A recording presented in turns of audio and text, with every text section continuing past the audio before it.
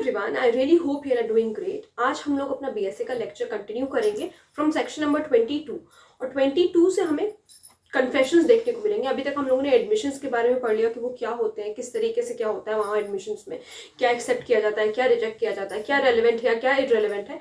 ये सारी चीज़ें हम लोगों ने देख ली, कौन एडमिशन दे सकता है, कौन नहीं दे सकता है, ये सब कुछ हम देख चुके हैं।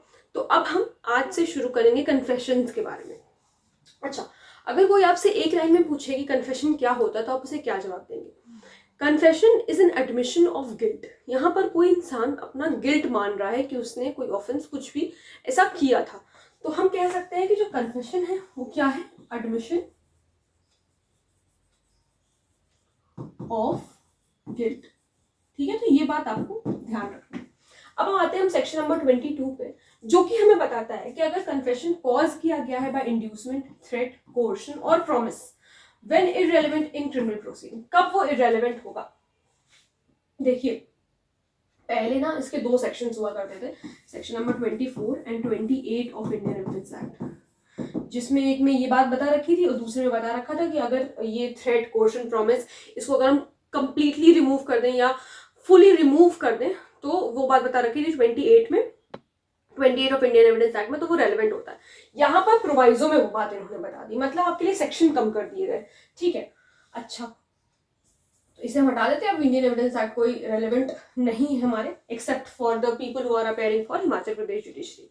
ठीक है, तो आइए पढ़ते हैं। A confession made by an accused person, वो इररेलेवेंट होगा किसी भी क्रिमिनल प्रोसीडिंग के लिए if the making of the confession appears to the court, अगर कोर्ट को ऐसा लग रहा है कि वो जो कन्फेशन हुआ है have been caused by any inducement, threat, coercion और प्रॉमिस। अक्यूज्ड पर्सन से वो चीजें बुलवाई जा रही हैं, वो वॉलंटरली कन्फेशन नहीं दे रहा है, ठीक है, अपनी मर्जी से वो कन्फेशन नहीं दे रहा है, बट उससे ये सारी चीजें बुलवाई जा रही है। मे बी उसको डर दिखाया जा रहा है कि अगर तुमने ऐसा नहीं बोला तो तुम्हारे फैमिली वालों को मार दूंगा, या उसे कोई लालच दी जा रही है, कोई इंड्यूसमेंट दिया जा रहा है। ऐसे में तो अगर कोर्ट को ऐसा लगता है और तो अक्यूज्ड पर्सन का जो कन्फेशन होता है कोर्ट उसको रिजेक्ट कर देगी, मतलब बेसिकली उसको इररेलेवेंट मानती है। ठीक है, having reference to the charge against the accused person proceeding from a person in authority and sufficient in the opinion of the court to give accused person grounds which would appear to him reasonable for supposing that making it he would gain any advantage or avoid any evil of a temporal nature in reference to the proceeding against him। इन्होंने वही जो मैंने आपको बताया ना हिंदी में, जो मैंने आपको समझाई बातें कि उसको जो है डर दिखाया जा रहा है या तो थ्रेट दिया जा रहा है कि तुम्हारे फैमिली वालों को मार देंगे, या उसे कोई लालच दी जा रही है, वही यहाँ पर जो है लिखा हुआ है। ठीक है, लेकिन कंडीशन लगा दी। क्या कंडीशन लगा दी इन्होंने कहा provided that if the confession is made after the impression caused by any such inducement, threat, coercion or promise has in the opinion of the court been fully removed, उसको पूरी तरीके से remove अगर कर दिया गया है तो वो कन्फेशन रेलेवेंट हो जाएगा। अगेन जो यहाँ ऊपर इररेलेवेंट बता रहे थे कि इन चीजों की वजह से, प्री के लिए आपको क्या याद रखना है, ध्यान रखिए किस किस चीजों से कन्फेशन कॉज हो रहा है, इंड्यूसमेंट, थ्रेट, कोर्जन और प्रॉमिस। ठीक है, तो ये इररेलेवेंट होगा, बट अगर इसको फुली रिमूव कर दिया जाए तो वो रेलेवेंट हो जाएगा। Provided further that if such a confession is otherwise relevant, अगर वो अदरवाइज रेलेवेंट है तो वो it does not become irrelevant merely because it was made under a promise of secrecy. इसके लिए भी अलग से सेक्शन था, लेकिन अब इसको जो है सब सारी चीजों को एक ही में क्लब कर दिया, मतलब 3 सेक्शंस को एक सेक्शन बना दिया इन्होंने कहा कि मान लीजिए फॉर एग्जाम्पल, इसको एक एग्जाम्पल समझते हैं फिर उसके बाद पढ़ेंगे तो समझ में आएगा। जैसे कि मान लीजिए मैंने कहा कोई अक्यूज्ड पर्सन है, मैंने उससे कहा कि तुम मुझे बता दो, मैं किसी को नहीं बताऊंगी। ठीक है, या मान लीजिए कोई अथॉरिटी वाला पर्सन था, for example I am a जज और आई एम अ मैजिस्ट्रेट, मैंने उससे कहा कि तुम मुझे बता दो, मैं किसी को नहीं बताऊंगी। अब उसने क्या किया, मुझे बता दिया, मैंने उसको प्रॉमिस किया था सीक्रेट रखने का कि मैं जो है दुनिया से सीक्रेट रखूंगी, किसी को नहीं बताऊंगी, और उस सीक्रेसी की प्रॉमिस की वजह से अगर उसने मुझे कुछ बता दिया है तो ऐसा नहीं हो सकता कि वो जो कन्फेशन उसने किया है मेरे सामने वो उसके अगेंस्ट नहीं जाएगा, उसके अगेंस्ट बिल्कुल जाएगा। शॉर्ट में अगर मैं बोलूँ तो ये कन्फेशन रेलेवेंट माना जाएगा, सिर्फ इस बात से कि उसने सीक्रेसी में मुझे बताया ये कन्फेशन इररेलेवेंट नहीं हो जाता। वही ये प्रोवाइजो कह रहा है, provided further that if such a confession is otherwise relevant, वैसे तो वो रेलेवेंट होता, वो सिर्फ इस बिहाफ पर इररेलेवेंट नहीं हो जाएगा क्योंकि वो प्रॉमिस ऑफ सीक्रेसी के अंडर किया गया और इन कॉन्सिक्वेंस ऑफ डिसेप्शन की उसके ऊपर कोई चीटिंग कर करके मैंने उससे कुछ बात निकलवा ली, practice on the accused person for the purpose of obtaining it, और व्हेन ही वाज ड्रंक, मान लीजिए उसने ही वाज ड्रंक, पिया हुआ था उसने, और फिर अगर उसने कुछ बोल दिया तो क्या ये इररेलेवेंट हो जाएगा? नहीं, इररेलेवेंट नहीं होगा। और because it was made in answer two questions which he need not have answer, मान लीजिए कि उससे ऐसे कुछ सवाल पूछे गए जिसका जवाब देने के लिए वो बाध्य नहीं था, बाउंड नहीं था, but still he answered it, तो ऐसे में वो कन्फेशन इररेलेवेंट नहीं होगा, ठीक है। whatever may have been the form of those questions, उस क्वेश्चन का क्या फॉर्मेट था उससे हमें कोई फर्क नहीं पड़ता, और because he was not warned, और सिर्फ इस वजह से भी वो कन्फेशन रिलेवेंट नहीं हो जाएगा कि हमने उसे वार्न नहीं किया कि तुम्हें जो है इस बात का जवाब देने की कोई जरूरत नहीं है, तो वो भी तब भी कन्फेशन रिलेवेंट नहीं होगा। वही यहाँ पर लिखा है because he was not warned that he was not bound to make such confession, कि सिर्फ उसको महज इस बात की वार्निंग नहीं मिली कि he was not bound to make the confession और इस वजह से उसने confession दे दिया तो वो irrelevant हो जाएगा, नहीं। अगर इस तरीके की वो दलील कर रहा है कि मुझे तो बताया ही नहीं गया था कि ये मेरे अगेंस्ट चला जाएगा, इस वजह से मैंने बोल दिया, तो ऐसे में नहीं होता, ऐसा irrelevant नहीं होगा। and that evidence of it might be given against him, और जो है उस पर्टिकुलर confession का evidence उसके अगेंस्ट दिया जा सकता है। उसमें क्या चीजें आपको ध्यान रखनी है, promise of secrecy, कोई डिसेप्शन प्रैक्टिस किया गया है, ठीक है, deception practice when he was drunk, और ऐसे सवाल के जवाब उसने दिए जो उसको आंसर करना कोई जरूरी नहीं था, और या फिर उसको वार्न नहीं किया गया था because he was not warned that he was not bound to make such confession, ठीक है। तो ये सारी चीजें जो है एक भी किसी भी कन्फेशन को इररेलेवेंट नहीं बना देती है।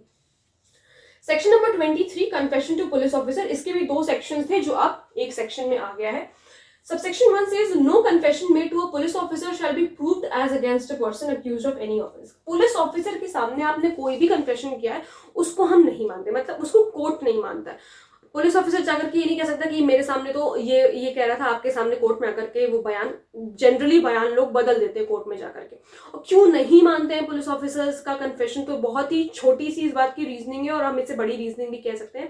बेसिकली बहुत ही अच्छा डिसीजन है ये, क्योंकि पुलिस ऑफिसर्स क्या हो सकता है, सबको जनरलाइज में नहीं कर रही हूँ, बट कुछ ऐसे पुलिस ऑफिसर्स हो सकते हैं जो जानबूझ के मार पीट करके उससे कुछ भी उगलवा लें, कन्फेशन निकलवा लें, तो बेसिकली वो इसको अवॉइड करने के लिए पुलिस ऑफिसर के सामने जो भी कुछ कहा गया, पुलिस ऑफिसर के सामने कहा गया, पुलिस ऑफिसर की कस्टडी में कोई भी बात अगर कही गई है तो वो कोर्ट में मान्य नहीं होती है। यही हमें सेक्शन नंबर 23 से पता चलता है, ठीक है। पहली बात तो ये हो गई कि पुलिस ऑफिसर को आपने कोई कन्फेशन दिया है, नो कन्फेशन, सबसेक्शन 2 से no confession made by any person while he is in custody, जब वो कस्टडी में था पुलिस ऑफिसर की, ठीक है। जैसे फॉर एग्जाम्पल कि ये लोग मान लीजिए कोर्ट के लिए जा रहे थे, या अक्यूज्ड पर्सन को, हाँ ऐसे ही मान लो कि अक्यूज्ड पर्सन को लेकर के पुलिस वाला कोर्ट की तरफ जा रहा था। अब उसने क्या किया, मान लीजिए पुलिस वाला किसी काम से 2 मिनट के लिए अगर मान लीजिए वो उतर गए, कहीं जीप से अपनी उतर गए, और अगर उस बंदे ने, अक्यूज्ड पर्सन ने उस पर्टिकुलर टाइम में, जब वो पुलिस वाले की कस्टडी में था, भाई जब कोर्ट लेकर के जा रहे तो यहाँ पर वो पुलिस वाले की कस्टडी में ही तो है, जब वो उसकी कस्टडी में था, और फिर उसके बाद अगर उसने कुछ भी किसी को मान लीजिए फोन पे बता दिया या किसी भी तरीके से किसी दूसरे पर्सन को बता दिया, लेकिन उसने बताया तो पुलिस वाले की कस्टडी में है ना, और मान लीजिए कि पुलिस वाले ने सुन लिया, फिर जाकर के उसने कोर्ट में ऐसा बोला कि ये जो है जीप में आते वक्त इस तरह की बातें कर रहा था, मैंने सुन लिया, ये सारी चीजें इररेलेवेंट होंगी। क्यों? क्योंकि उसने आपकी कस्टडी में ऐसा बोला है, इसलिए, ठीक है। वो police officer unless it is made, हाँ अगर वो मजिस्ट्रेट के इमीडिएट प्रेजेंस में हो, यानी कि मजिस्ट्रेट भी वहां प्रेजेंट थे और पुलिस वाला भी वहां पे प्रेजेंट था, दोनों लोग अगर प्रेजेंट थे तो जो है उसके अगेंस्ट जा सकता है, अन्यथा नहीं जाएगा उसके अगेंस्ट, ठीक है।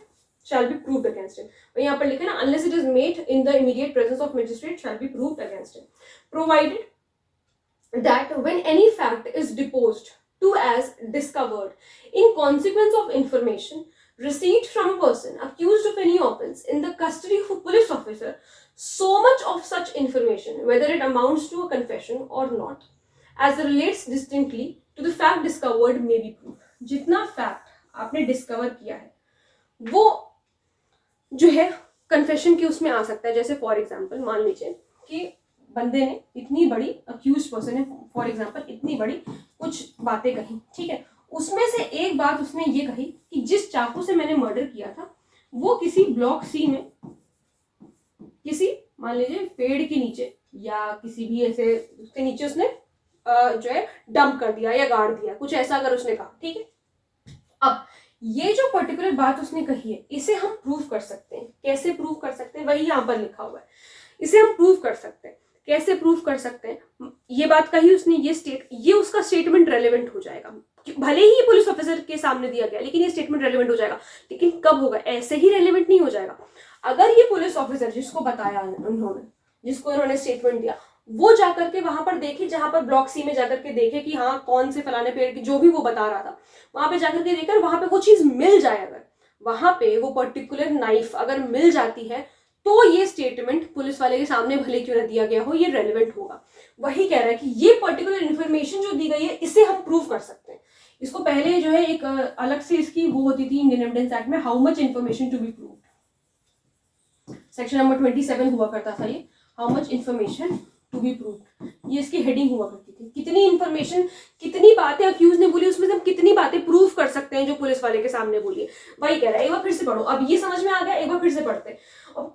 कोई भी चीज हो सकती है। मान लीजिए वो उसने कह दिया कि मैंने जो है लाश वहां पर छुपाई हुई है कहीं, मान लीजिए घर, किसी के घर में उसने लाश छुपाई है, और उसके घर में जब पुलिस वाले ने जाकर के देखा और उसके घर में अगर लाश मिल गई किसी दूसरे इंसान के घर में, तो भी वो पर्टिकुलर स्टेटमेंट जो है प्रूव किया जा सकता है। ठीक है, अब देखो, provided that when any fact is depots, जब कोई फैक्ट डिपोज किया गया यानी कि बोला गया, ठीक है, to as discovered in consequence of information received from a person accused, जो इन्फॉर्मेशन, जो ये इतनी इन्फॉर्मेशन उसने दी उसकी वजह से वो बात पता चली, ठीक है, in the custody of police officer. Important है, इतनी देर से हम यही तो कह रहे हैं भाई, ये एक आप कह सकते हो कि एक्सेप्शन, क्या सकते हो, this is exception of this general rule कि पुलिस वाले के सामने कोई भी बात बोली गई है वो इररेलेवेंट होती है कोर्ट के लिए। लेकिन ये पर्टिकुलर प्रोवाइजो उसका एक्सेप्शन है कि नहीं भाई, जितनी जो बात बोली और उसमें से अगर कोई बात सच हो गई जब वहां पे जाकर के देखा गया तो वो पर्टिकुलर बात रेलेवेंट होगी, सिर्फ उतनी बात, ये बात ध्यान रखिएगा, सिर्फ इतनी बात। बाकी इसने कुछ भी और ऊपर नीचे बोला पुलिस वाले के सामने, उससे कोई फर्क नहीं पड़ता, लेकिन सिर्फ इतनी बात कि जितनी बात की डिस्कवरी हो गई, जितनी बात वहां पर पता चल गया, उतना जो है रेलिवेंट हो जाएगा। ठीक है, discovered in the custody of police officer so much of such information, उस इतनी बड़ी इंफॉर्मेशन का सिर्फ इतना part, so much of this whether it amounts to confession or not, भले ही वो confession को अमाउंट कर रहा है या नहीं कर रहा है उससे कोई फर्क नहीं पड़ता, as relates distinctly, लेकिन अगर वो रिलेट करे टू द फैक्ट डिस्कवर्ड तो उसको प्रूव किया जा सकता है, उसको प्रूव किया जा सकता है। इसके लिए बहुत ही प्रचलित स्टेटमेंट है जिसे हम कहते हैं disclosure statement. Disclosure statement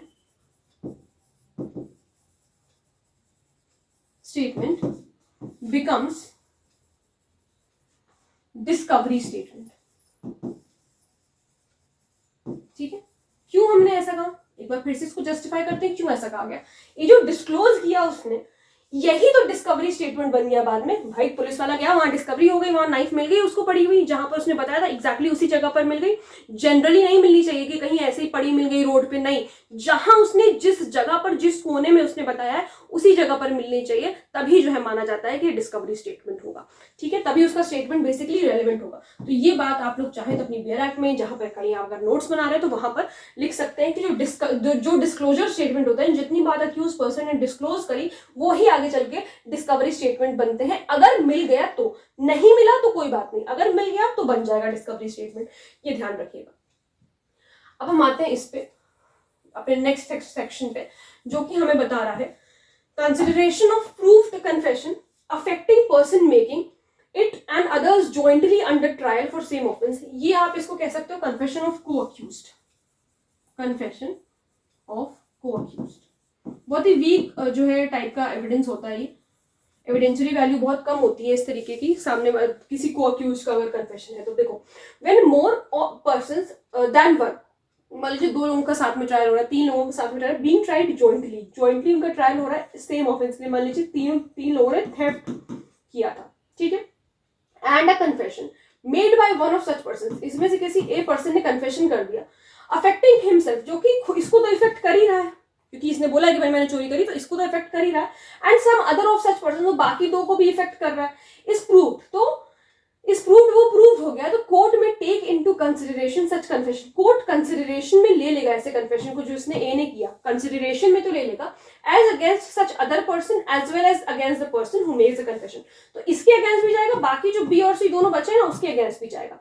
simple सी बात ये कह रहा है कि कन्फेशन को अक्यूज्ड का हम ये नहीं कह रहे कि इररेलेवेंट होता है, हम मान लेंगे कन्फेशन उसके अगेंस्ट भी जाएगा, बाकी दोनों लोगों के अगेंस्ट भी जाएगा, मतलब जितने भी लोग हैं बाकी सबके अगेंस्ट भी जाएगा, लेकिन इसकी जो एविडेंशियरी वैल्यू होती है आपको आगे पता चलेगा, या हम इसे केसेस से बेसिकली डिराइव करते हैं, ऐसे समझते हैं कि इसकी जो एविडेंशियरी वैल्यू होती है वो बहुत कम होती है, बहुत वीक होती है। बेसिकली सिर्फ सोल बेसिस पे आप इस पर्टिकुलर सिर्फ को अक्यूज्ड के कन्फेशन पर आप बाकी लोगों को वो नहीं कर सकते, कन्विक्ट नहीं कर सकते, this can not be a sole basis for conviction, ये बात ध्यान रखना। Explanation 1 says offence as used in this section includes the abetment, offence में उसका अबेटमेंट भी आ रहा है उस पर्टिकुलर ऑफेंस का और अटेम्प्ट भी आ रहा है उस पर्टिकुलर ऑफेंस का, ठीक है। Explanation 2 says a trial of more persons than one held in the absence of the accused who has absconded or who fails to comply with the proclamation। मान लीजिए ट्रायल हो रहा है एक से ज्यादा लोगों का, ठीक है, और उसकी एब्सेंस में हो रहा है, अक्यूज की एब्सेंस में, एक ऐसे अक्यूज की एब्सेंस में जो कि भाग गया है या फिर वो प्रोक्लेमेशन उसके ऊपर इशू किया गया उसके बाद भी वो नहीं आया, under section 84 of BNSS shall be deemed to be a joint trial. तो ऐसा नहीं है कि वो भाग गया है तो हम उसे ये नहीं समझेंगे कि जॉइंट ट्रायल चल रहा है, भले ही वो भाग गया। जैसे मान लीजिए फॉर एग्जाम्पल इसमें से बी अगर भाग गया और इसको जो है भागने के बाद इसके एब्सेंस में तब भी जो है ट्रायल चल रहा था, उससे कोई फर्क नहीं पड़ता कि आया कि नहीं आया, हम तब भी इसे जॉइंट ट्रायल ही मानेंगे, ठीक है। हम ऐसा बेसिकली आप ऐसा कह सकते हो कि हम मानेंगे कि बी वहां पर प्रेजेंट है, ठीक है। इलस्ट्रेशन में देखिए, ए इलस्ट्रेशन क्या कह रहा है, A and B are jointly tried for the murder of C, it is proved that A said, ये प्रूव हो जाता है कि ए ने कहा B and I murdered C, कि बी और मैंने ए का सी का मर्डर किया। द कोर्ट में consider the effect of this confession against B, तो कोर्ट जो है इसको बी के अगेंस्ट भी लेके जा सकता है, ऐसा नहीं कि बी के अगेंस्ट नहीं जाएगा, उसके अगेंस्ट भी जा सकता है, ठीक है। अब देखिए बी वाला illustration, A is on his trial for the murder of C, A का ट्रायल चल रहा है सी के मर्डर के लिए। There is evidence to show that C was murdered by A and B, evidence भी ये दिखाने के लिए कि सी का जो मर्डर हुआ था वो ए और बी दोनों के लिए, मतलब दोनों ने किया है। And that B said A and I murdered C, और ये भी पता चल गया कि बी ने ये बात कही है कि मैंने और ए ने सी का मर्डर किया है। This statement may not be taken into consideration by the court against A as B is not jointly tried. क्यों? सबसे इंपॉर्टेंट एलिमेंट, अब आपको समझ में आया होगा कि सबसे इंपॉर्टेंट एलिमेंट ये है कि जॉइंट ट्रायल चलना चाहिए। अगर जॉइंट ट्रायल नहीं चल रहा है तो अगले बंदे ने कुछ भी कहा है, कोर्ट उस पर भरोसा नहीं करती, बेसिकली उसको कंसिडर ही नहीं करेगी उस बात को। जॉइंट ट्रायल दोनों का साथ में ट्रायल होना चाहिए, तभी जो है उस बात को कंसिडर किया जाएगा। यहाँ अगर ए और बी का साथ में ट्रायल हो रहा होता तो हम उसे कंसिडर कर लेते उसके स्टेटमेंट को, लेकिन क्योंकि साथ में ट्रायल नहीं हो रहा था इस वजह से कंसिडर नहीं किया जाएगा। और यही स्प्री का सवाल बनता है कि यहाँ पर जॉइंट ट्रायल की बात हो रही है कि नहीं हो रही है, सेम ऑफेंस होना चाहिए, ठीक है। Joint trial is very important, ठीक। अब सेक्शन नंबर 25 से एडमिशंस, अच्छा ये एडमिशन वाला पार्ट है, ये एविडेंशियरी वैल्यू बता रहा है, एविडेंशियरी वैल्यू बता रहा है एडमिशन की, ये बात ध्यान रखना। ये मुझे एडमिशन के साथ ही पढ़ाना चाहिए था बट दोनों कैसे मिस हो गया। सेक्शन नंबर 25 से admissions not conclusive proof but may stop, मतलब एडमिशंस कंक्लूसिव प्रूफ नहीं है कि हाँ बस कोई बात अगर कोर्ट में एडमिट कर दी गई तो उसके आगे अब कोर्ट कोई दूसरा चीज सुनेगी ही नहीं, किसी दूसरे जो है पार्टी को सुनेगी नहीं, ऐसा कुछ नहीं होता। कंक्लूसिव प्रूफ नहीं होते लेकिन स्टॉपल की तरह एक्ट करते हैं। स्टॉपल का क्या मतलब है कि एक बार एक प्रोसीडिंग में मान लीजिए ए ने कोई एक प्रोसीडिंग में मान लीजिए ए ने कुछ कहा, ए ने कुछ भी कहा, ए ने मान लीजिए कहा कि आई वॉज एट बीज हाउस जब उसका मर्डर हुआ, ये पहली बात इसने क्या दी, इसने एडमिट कर दिया, ठीक, ये इसका एडमिशन हो गया, ठीक, ये पर्टिकुलर रेलेवेंट फैक्ट था, प्रूफ भी हो गया, ये पता चल गया कि ए जो है वहां पर था उसके घर पर। तो ये कंक्लूसिव प्रूफ नहीं है, लेकिन of the matter is admitted, जो भी उसने एडमिट किया कंक्लूसिव प्रूफ नहीं है, लेकिन स्टॉपल की तरह एक्ट करेगा। यानी कि अब आगे की प्रोसीडिंग में अगर वो ये कहे कि नहीं मैं तो बी के घर पर नहीं था, तो वो ऐसा नहीं कर सकता। क्यों? क्योंकि यहाँ पर स्टॉपल लग गया कि भाई आपको स्टॉप कर दिया गया, आपने जो पहले कहा वो ही रेलिवेंट है। अब आप दोबारा बार बार अपना स्टेटमेंट बेसिकली चेंज नहीं कर सकते हो, एक बार जो कह दिया वो कह दिया, वही हम मानेंगे, ठीक है। तो इसीलिए कहते हैं कि admissions are not conclusive proof but may operate as estoppel, ये एविडेंशियरी वैल्यू होती है। तो एडमिशंस के बारे में आप जब भी अपने मेंस में लिखेंगे तो उसकी एविडेंशियरी वैल्यू जरूर लिखेंगे, जो कि सेक्शन नंबर 25 में मैं बता रखी है, ठीक। सो इसके आगे के और भी प्रोविजंस हैं जो हम पढ़ेंगे, जब स्टॉपल के बारे में हम पढ़ेंगे तो हम पढ़ेंगे, वहां पर 3-4 सेक्शंस है वो जो हमें कवर करने हैं, ठीक है। सो आई रियली होप आप लोगों को ये पर्टिकुलर सेगमेंट अच्छी तरीके से समझ में आया होगा। अगर कोई प्रॉब्लम है, कोई डाउट है तो आप लोग मुझसे कमेंट सेक्शन में पूछ सकते हैं। मिलते हैं नेक्स्ट वीडियो में। Thank you so much.